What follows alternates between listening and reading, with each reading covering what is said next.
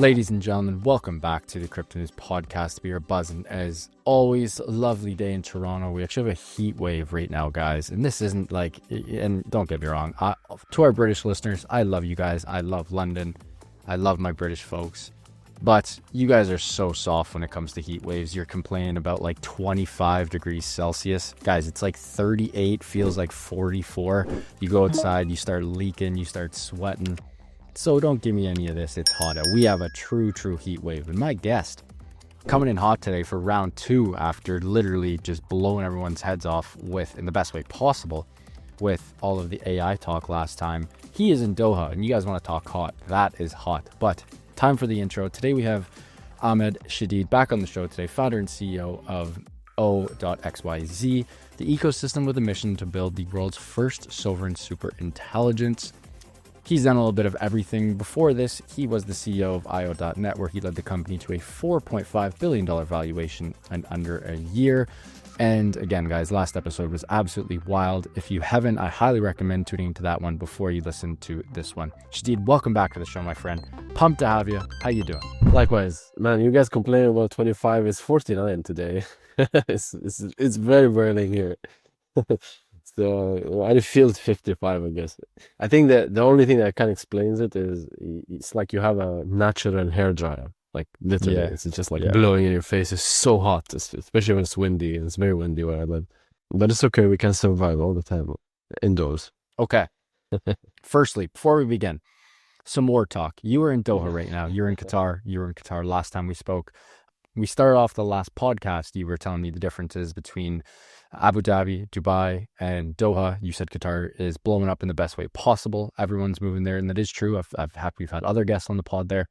What's it like right now with, over the last couple of days, missiles flying over your guys' heads? Yeah, I think it was expected, by the way. It was just not expected this soon, considering the largest US base in the Middle East is located just near the corner here in Doha. So I guess the people were kind of panicked because since Qatar have been incorporated as a country, until today, they never had such an attack in their history.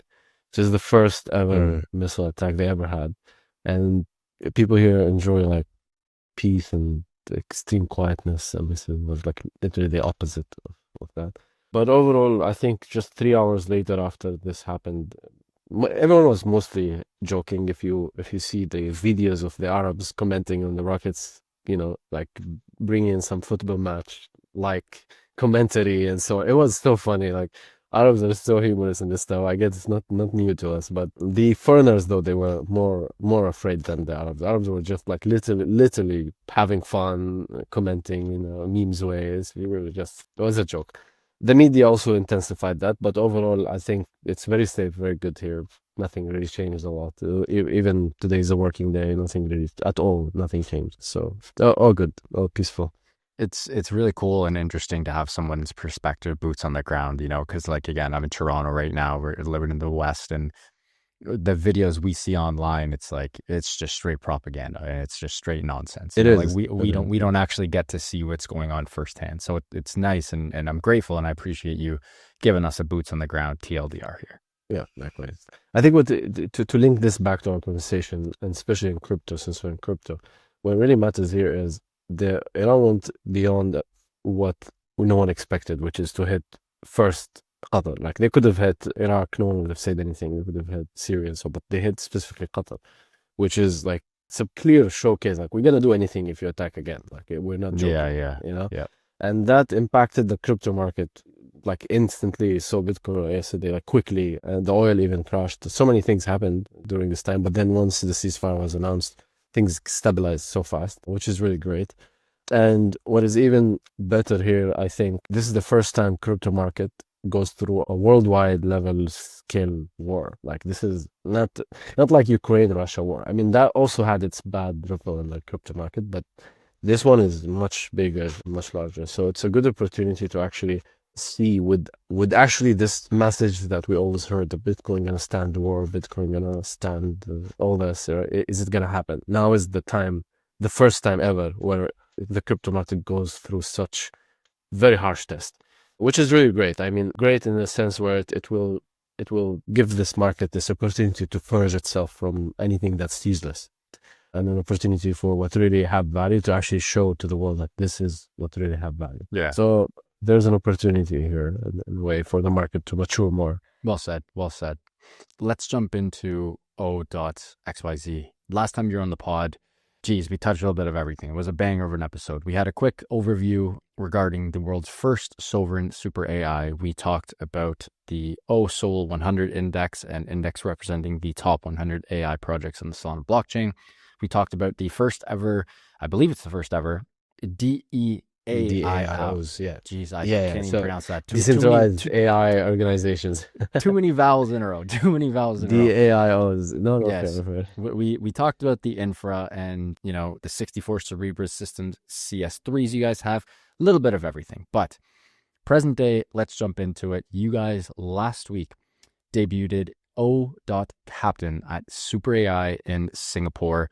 Super, super cool. I think that's a great way to kick off the show. Tell us a little bit about that. Okay, so let's jump to the O.CAPTAIN and why we're there specifically, and we're giving strong focus there. So I think since I started the project, which is, by the way, this month marks a year, we have hired over, at one point we were over 80, 85 engineers, and then we scaled down to 45, I hired again to 65, scaled down to 35, and we've been around this number back and forth. And what we really suffered from, I think, is the ambition to build so many things, and you need to build this multiple things together to create this ecosystem. While in an execution perspective, humans are very complicated in handling pressure. It gets really complicated when the number is higher, the movement speed is lower.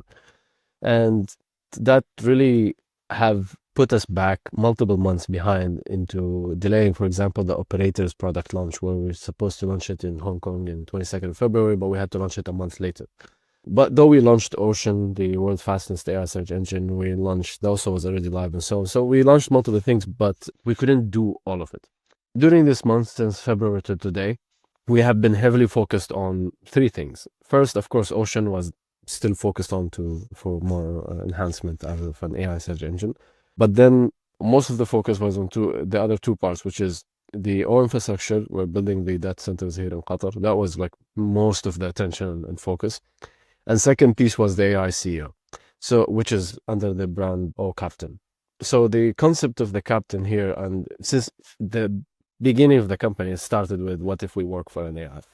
And we were focused more into like making the AI with like smarter with multiple models and all this routing intelligence, which we want to deploy on these fast chips, as we discussed in the previous call and so on. But what was really missing is getting the AI CEO into our daily life as engineers, into something that we can actually every single day use.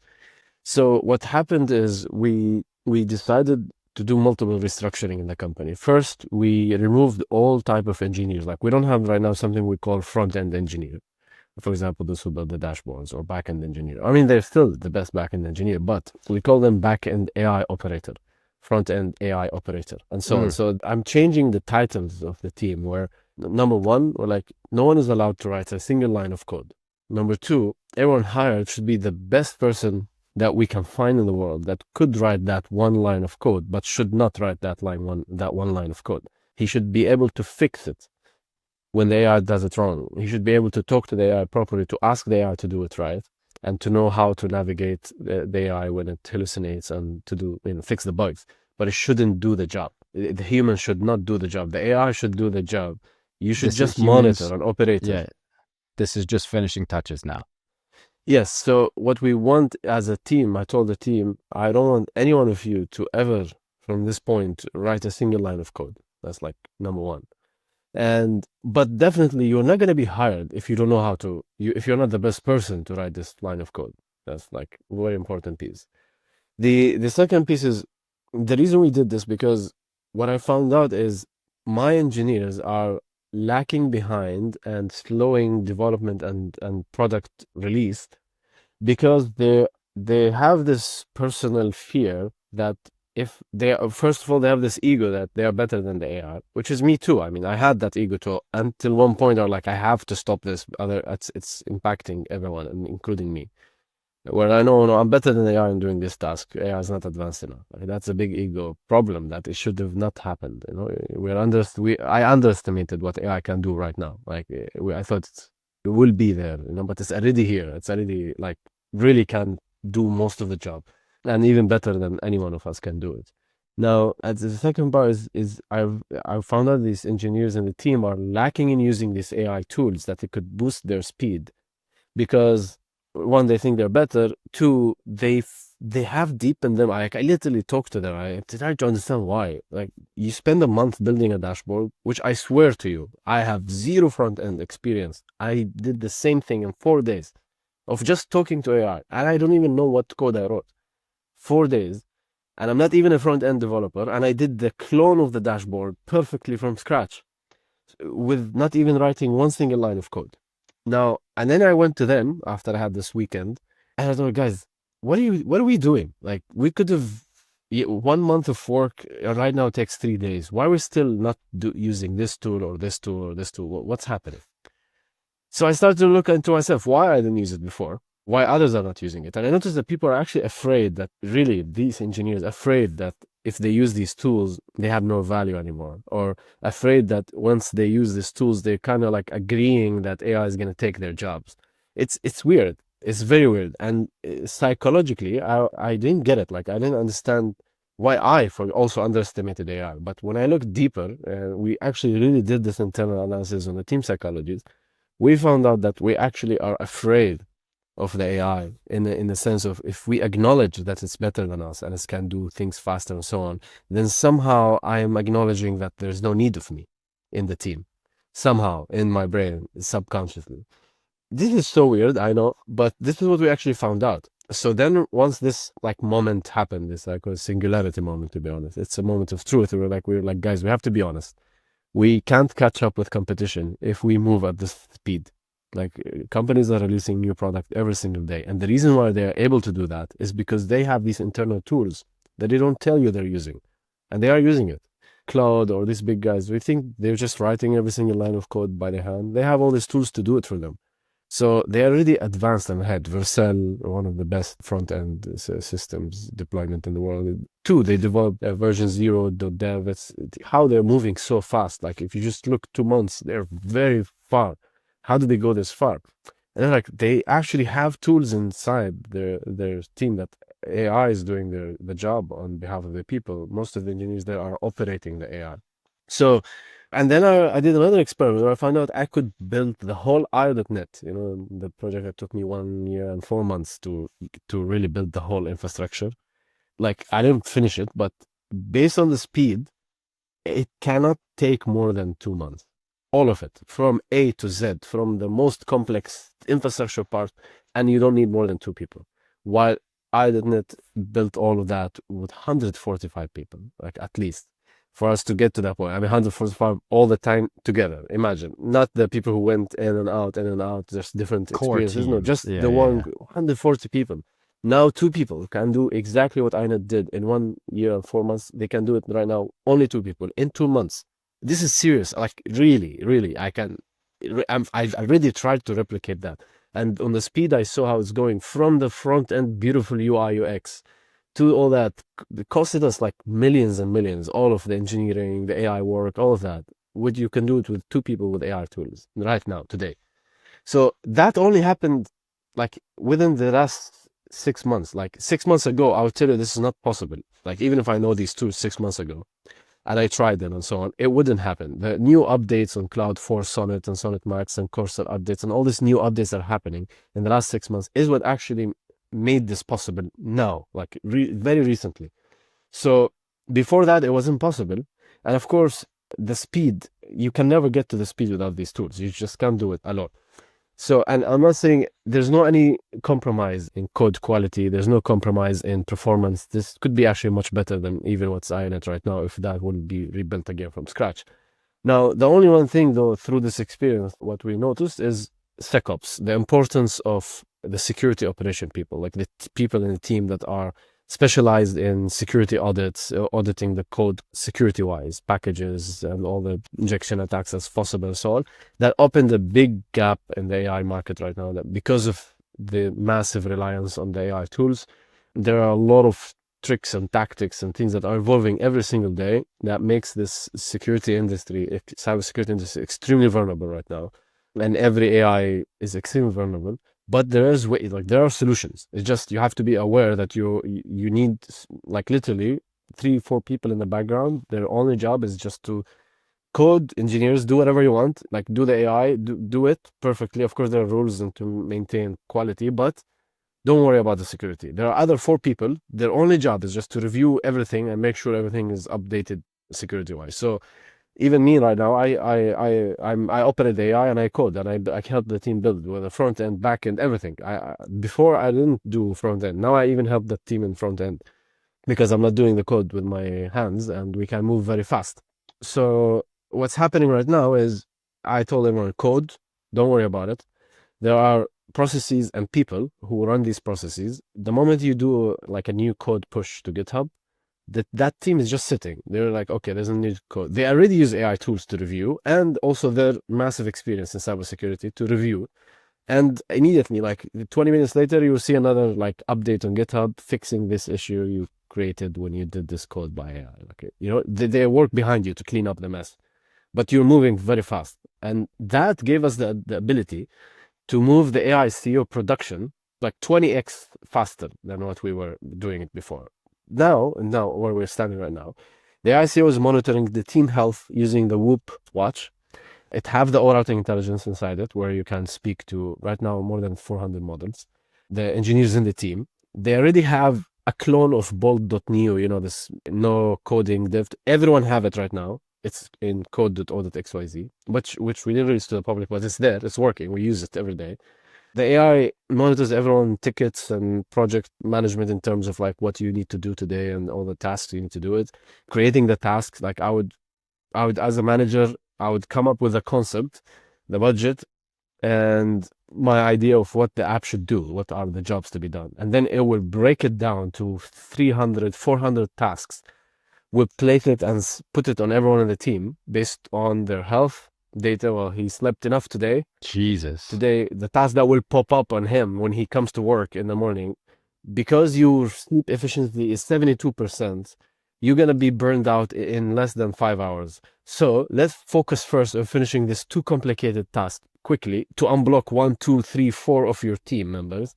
And then you can go have a rest, go sleep. You didn't have enough sleep. And this is, Shadid, this is the AI. So hold up. I just want to make sure we're on the same page. So your team members wake up and the AI CEO, O.CAPTAIN, literally you just wake up, you fire up your laptop and the dashboard, the captain not only tells you what to do today, but it also tells you how it reads your health data and says, because you've slept good or not good, you're going to do it. That's insane. Okay.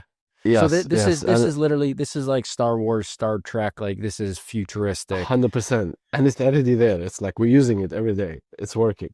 And the thing about this is the team, first of all, now feels flat. Like I don't feel anymore that I am working for, I mean, okay, sure, I'm the CEO, but people in the team, they don't feel like they work for someone. They feel they work for an AI, and they feel everyone is a peer. Jesus. Right? Because we all work for the AI. And the AI is definitely not a person who have ego or cares less about me or whatever. He doesn't, like, he's just an AI, right? So you feel everyone is a peer. And just that itself, between the team members, when everyone felt equal, everyone started to put in contribution more of their time, efforts, and so on, to a point where the AI, we have to make the AI force people to stop doing tasks and block them from working because they will burn themselves. Now, why? I'll also give more things. So for example, I literally right now on the dashboard, my sleep score last night, 28%. I slept 4 hours, 3 hours and 51 minutes. So that means my current mental state and cognitive ability is not good the whole day because I didn't sleep enough. And as you know, the war yesterday and all the situation, so we were very busy and back and forth. So there were a lot of things happening. So I didn't sleep enough. I always have 3 hours and 50 minutes following up with news and whatsoever.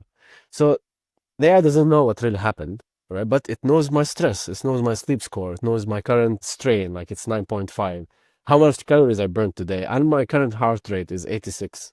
So that for an AI, right? It's very important metrics to actually tell me to actually predict, because of this data and because we have this deadline and this backlog of tasks on this person and everyone else, and and the AI have the data for everyone.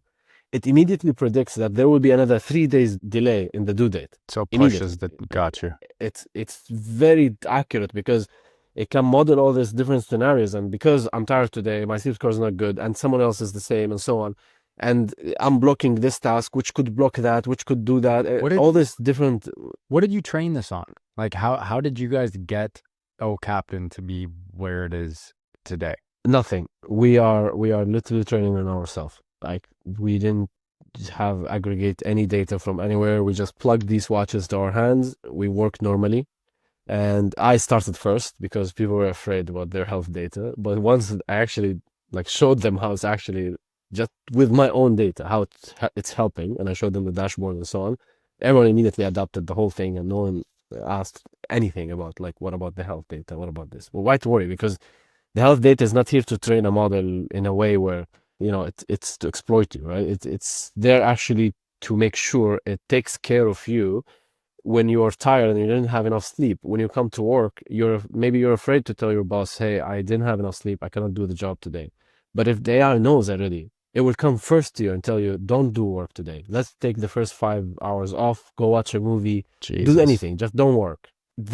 Just this one thing, when AI comes to me and tell me, you're not allowed to work today, you are not feeling well, you didn't have enough sleep.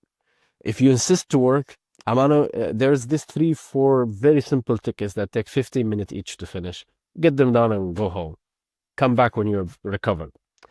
That is massive. Like, now people not only feel they are working a flat company, but now they love this AI because this O.CAPTAIN cares about them, right? Cares about their health. Have you seen a productivity boost with this?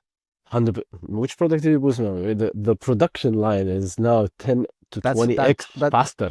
That's what I mean, though. Like, are you guys shipping quicker with all these new changes? Crazy. I swear to you right now, because first of all, no one is allowed to write code anymore.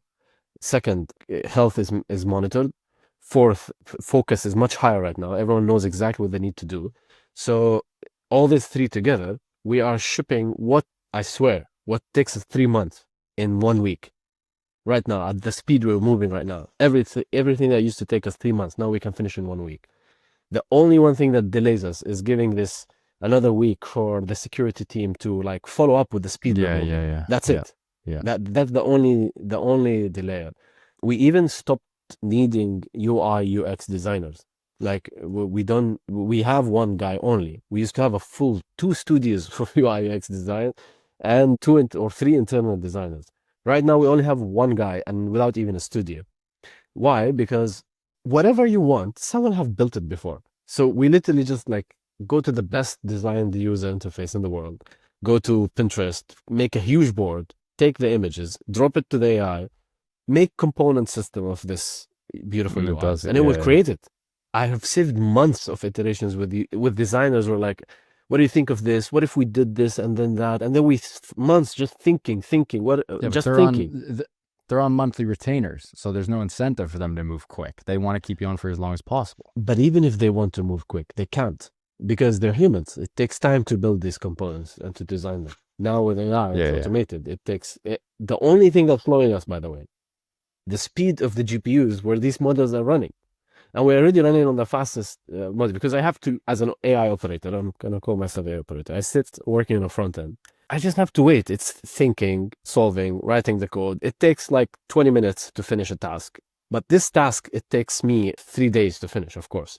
If I know front end. I don't even know front end. But let's say I know front end. It would take 3, 4, 5 days to finish this 20-minute task. But this 20-minute, the only reason it's 20 minutes is because I'm waiting the GPU that's running this model to give me the response, which takes time. And there's not enough compute power in the world, especially with now models are 20 times, 50 times more thinking. They use more context and a lot of explanations, and so they think a lot. And because of that, the compute usage went 100x higher in the last year. So that's wild. Now you see it. Like, you see there's shortage of compute right now, especially now the models need to think more. So as an engineer to have a better development experience, there's nothing left other than building some kind of a new chip to make it just faster. Because if this 20 minutes, and it's because the GPU, it's 20 minutes, if it could be 10 minutes, imagine, or sorry, 2 minutes, imagine the speed of us, we also go another 20x faster. Because the only reason why we're not 100 times faster is just because the inference speed, when this model respond back and edit the code, it takes some time. And just that time is the problem. It's not us writing the question. Then in reality, it becomes how long does it take to write the prompt? That's how long it takes to build the product. That's it. Not how long also, because right now it's how long it takes to write the prompt and how long it takes until it edits and apply the code to the response. But if we remove that, like we make the GPU 10x faster, then it's just how long you as a human can write, right? But then right now I don't even write. I have a tool called Aqua Voice, and I just like click this F11 button. Hey, this component is a bit buggy. When I scroll the mouse, it's not really nice. Also, like if you could look there, the font there is not so well, and it uses AI to enhance my, of course, my what I said in a way that they also understands it well. That's and insane. then puts that. So it's not even now how fast I can write; it's how fast I can speak. So you see, so just speak the product, and it will be built in front of you. This is insane, by the way. We haven't seen such change. And that's why now I understand why engineers are afraid, right? And they should be afraid. So that's why I think this change it's not about whether AI will take our jobs. It's done. It's will we adapt fast? And as an engineer, understand that you have to stop writing with your hand, become an AI operator rather than an engineer. Of course, expand your knowledge. Of course, you should always be the best person to hire in the world to do that from scratch if it had to be, but you have to use AI to do it. But you should be the best person, because I had a conversation with Virtual's founders here in Singapore, Super AI. We were in the panel, and here like we tested two teams. One team we gave them a product to build, and the other team were doing it manually. And of course, the team which we gave them a product to build with AI, they built it fast, but the code quality was bad. So I asked him one single question: were they the best people to do it from scratch? And he said, no. I said, that's why. So you need the best person who knows how to do it from scratch. So how a human could know how to do it from scratch the best way, if with his hands, he needs to have this years of experience. Definitely. The best like performance optimization, the best code quality. They need to know the terminologies. They need to know the steps to solve the bugs. They need to understand how it works. So when they talk to the AI, I specifically tell the AI, do it 1, 2, 3, 4, and don't forget, don't do this. I know until the first one's thing done. to do. Yeah. Yes. So then the AI will, because there's a million ways to execute the same thing, and the AI will just, I don't know, randomly sometimes chooses it, or based on the training data. But if you specify that I want it done specifically using these packages or this language or this framework specifically, and you give it more instruction, it will do it as if you did it, or even better, of course, because it has deeper understanding. So definitely we need the human who knows what is the best way to do it, to go to the AI and ask the AI to do it the best way possible, that he knows is the best way possible. And when the AI hallucinates, which happens, which is okay, you fix it. You know how to, stop the AI. I know what's the solution. Tuck, done. Solved. Keep That's moving wild. forward. So I interfere when needed, but I don't need to interfere most of the time. So this means that the whole workforce, and this is, and we're talking about engineering work, that's millions of engineers, 100 million, 200 million engineers around the world. That's already is going to be now all converting to people who operate the AI, and the number of people who produce products are now going to be 10 times higher. So we're like, okay, we need something else too. The AI needs to know the skill gaps of the people in the team. So what we're doing is right now, when we onboard a new engineer, he goes through some tools called Code Wars and Code Byte and all this. These platforms, they create tests for people, and it's so like fine grained that it tells you exactly where are the gaps holes. of this person. Now you could say two things. He could use AI to solve these issues. Well, good. If he managed to use AI to solve these issues and provide his skills, then this, whatever skill is it shows, this is his skill in talking to the AI too. Could be his skill from scratch or his skill in asking the AI to get this job done. So if anyway he got it done, whether it's by his hand or by AI, I don't care if he like crossed the minimum I'm looking for. Whether he cheated or didn't cheat doesn't matter, because if he managed to cheat and actually solve it, that's good. So he knows how to use AI. So it gives me benefit to two sides. If he didn't cheat, I also know his skill gaps. So then I know, or not me, the AI captain, the O.CAPTAIN, knows which task when it creates this project and want to assign task for a project manager, tell him this is the right person in your team to pick up this task. Or based on your deadline, you have some time. What if we send this course to this person to learn it? We reward him for finishing the course. Then we give him the ticket to finish. So we give him like two tasks. One task is one of your team. You don't have anyone in the team. Either you teach, you send this following courses, because these are skill gaps that no one in the team have. You either hire someone new, or you assign a group of people that should learn this stuff. And then once they're learned, they can pick up this task. You have both choices. So that flexibility is amazing, by the way, and it's new in instant. Like when I am doing the project, the moment I'm finished writing what I want in the project, it will immediately tell me, you don't have people who can do 1, 2, 3, 4. They don't have the knowledge, and it would take at least 3-4 weeks for someone to learn. Either adjust the deadline or hire more people. Period. That's wild. Okay, hold up, Shadid, you're on a roll. We got to take a quick break here. We got to come up, grab some air. Huge shout out to Prime XPT, longtime friends and longtime sponsors of the Crypto News podcast. We love the team at Prime XPT as they offer a robust trading system for both beginners and professional traders. Doesn't matter if you're a rookie or a vet, you can easily design and customize your layouts and widgets to best fit your trading style. Prime XPT is also running an exclusive promo for listeners of the Crypto News podcast. Use the promo code CryptoNews50, that's CryptoNews50, all one word, to receive 50% of your deposit credited to your trading account. Again, that's CryptoNews50, all one word, to receive 50% of your deposit credited to your trading account. Now back to the show, Shadid. Mate, one thing that I keep thinking about as you speak about this, I'm like, okay, there are millions of businesses around the world that could obviously use O.CAPTAIN. But you know who needs this more than anyone else? The government. Could you imagine how efficient the government, and I'll use my own government because I see it firsthand here in Canada. It's an absolute clown show, to the purest of the word clown show. It is insane, the level of clutter and unexecution. I don't even know if that's in execution. I don't know if either of those are words, but there is zero execution done in any capacity. When you're going on these rants, my head's spinning and I'm like, I give this to the government of Canada. Please do a pilot in a small municipality just so they can see how it works in the municipality. Then go to a city, then go to a province, then go to the whole freaking federal government. Like, to me, you know what I mean? And again, it's never going to happen. Well, but it'll take years. And first, it'll be tested with corporations like O.XYZ. But man, oh man, that's what we need at scale right there. I can't agree more, to be honest. I think especially like massive teams, and whether corporates that have like thousands of employees, or even corporates that have factory workers, or even governments, I think this is really potentially the best way. You end up removing most of this manager of the manager and manager, like 7 layers of managers. Insane, for what, dude. you know, you just remove all that. You don't need it. You have just one manager for everyone.